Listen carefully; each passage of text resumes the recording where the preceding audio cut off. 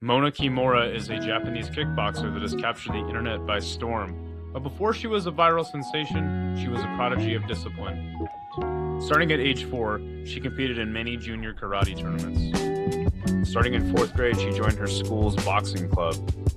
And by the time she had reached university, she had won many amateur titles. She also represented Japan in the 2022 IBA Women's Boxing World Championships. Using her background in boxing and karate, the transition to kickboxing was seamless. On November 16, 2024, she made her professional kickboxing debut at Crush 167.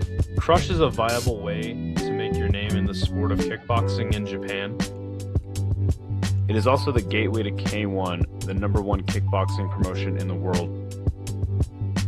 Her opponent for this fight was Ai Ogiwara, who had a record of 1 knockout win and 3 losses, 2 by knockout. Mona Kimura showed a lot of patience and poise in this fight. Ai Ogiwara did have her moments, catching the kick at one point and tripping up Mona Kimura. Mona Kimura stayed calm and poised and did debut the Mona Megiri, the viral front kick.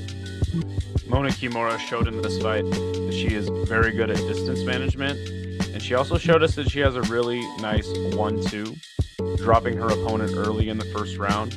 She didn't end up knocking Ai Ogiwara out with a right hook after an exchange in the pocket. This would be a great debut for Mona Kimura in Crush, but for her next opponent, she needed somebody a little bit more battle-tested. Her next opponent would be 20-fight veteran Yuka.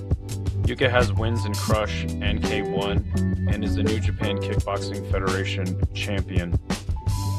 Out of all the Mona Kimura fights I've watched, this is where Mona Kimura looked the most comfortable, blending her boxing and karate styles perfectly to keep Yuka at distance and landing many front kicks to Yuka's face. This made it so Yuka never really could find a way to box with Mona Kimura. She did try to land a lot of low kicks at range, but ultimately Mona Kimura styled on her this fight. Showed us that 1-2 is as clean as ever, and this would end up being a unanimous decision win in a very, very one-sided fight. So for Mona Kimura's next fight, they decided to put her up against the 40-year-old Satoko Ozawa, who had a record of 12 wins, 26 losses, and 4 draws. And this was a head scratcher here. This is when the can crushing allegations started to come in. If you've seen the fight, I mean, it is brutal. It's completely one-sided. It actually reminds me of when Gabby Garcia had fought that old pro wrestler in Ryzen, and she was like running off the ring ropes. Also, Satoko Ozawa adopted this really strange, like, defensive tactic. maybe it was to block the front kick, but I don't know what Crush was thinking. Putting Mona in this fight. It was a showcase fight, but I think this is really where the trouble started in the media and eyes of some more hardcore kickboxing fans. They're like, why is Mona Kimura fighting this poor old woman? Obviously, Mona Kimura would just absolutely dominate this fight. Towards the end of the first round, a big cut had opened up on Satoko Ozawa. I'm actually kind of surprised they let it go past the first round. Funny enough, heading into this fight, Satoko Ozawa, though she had a lot of losses, had never actually been knocked out or finished in a fight. Only losses were by decision. Sometime in the second round, they had stopped the fight, thankfully. And funny enough, this is the fight that most of the viral clips would come from. And you started getting all these weird clickbait videos that were like, you got videos that were like, the most violent Barbie of combat sports. This fighter knocks everyone out. I thought it was funny that they had ones with like Dakota Ditcheva, like like she's an MMA fighter, and they're like, is this Dakota's biggest threat? Dakota Ditcheva is scared of this anime character. And they had like one with like Drake. He's saying wow, like what? Anyway, but this is where, you know, you get all the viral clips, and though this was good for, I guess, building her online presence, I actually think that this kind of hurt Mona Kimura's image in ways that go a little deeper.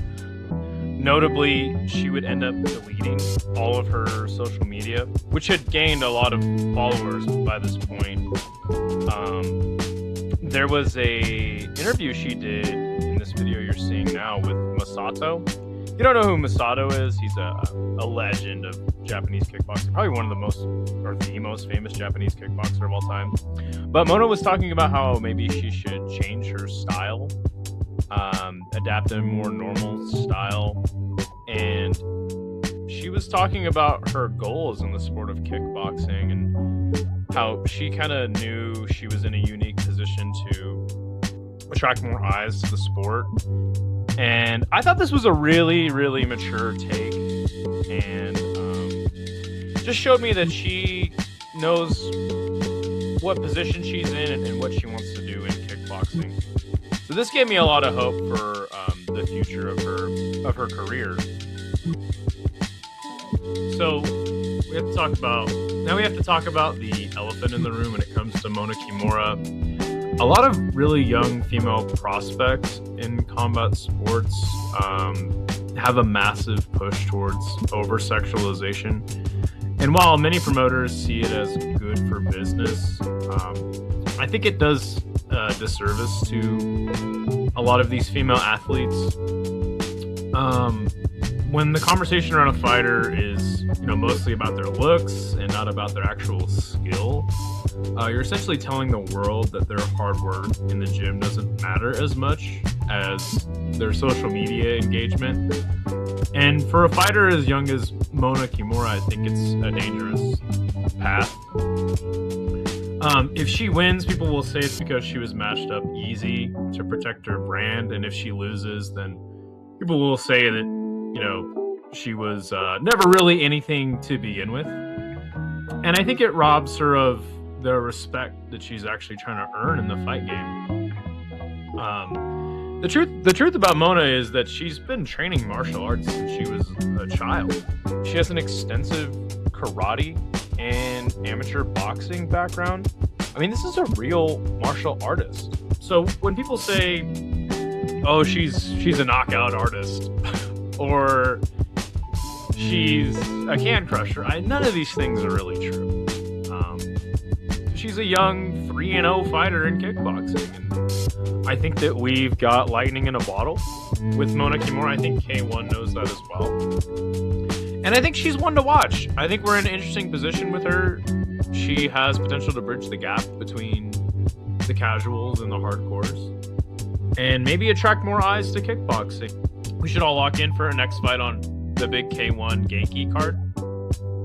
Her opponent will be 1-2 in mixed martial arts and 4-5 in kickboxing, Eun-Ji Choi, who actually fought on the last Mona Kimura card, Crush 177. So yeah, no, this is a good opportunity for some casuals if you haven't never seen K1. Go to abima.live and check out the next K1 card. You know, I think Mona Kimura really locked in from deleting her social media. I think she really locked in on training. So I'm very excited to see what she does. And yeah, I hope you guys enjoyed the video, and please give me a like and subscribe. We do a lot of kickboxing fight companions on this channel. We're trying to expand our knowledge of the sport. So hope to see you sometime in the future. All right.